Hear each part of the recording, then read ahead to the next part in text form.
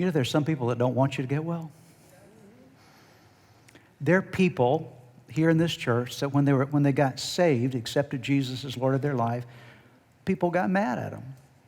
Their life turned for the better finally, and their sins were forgiven. They were all excited, and their family they were upset about it, or somebody was upset about it.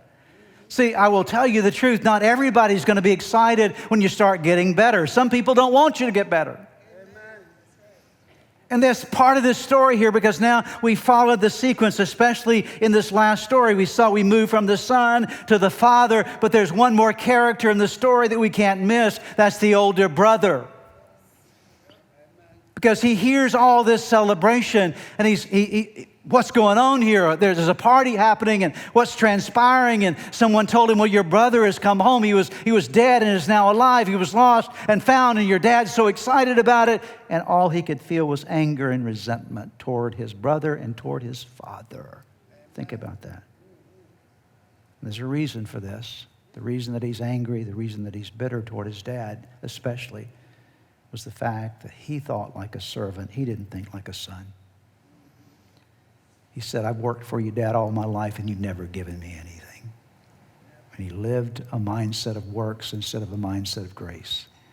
And I will tell you that when you and I live a mindset of works, not only will it bring judgment in our own soul and anger and bitterness, but it also brings an anger and bitterness toward others.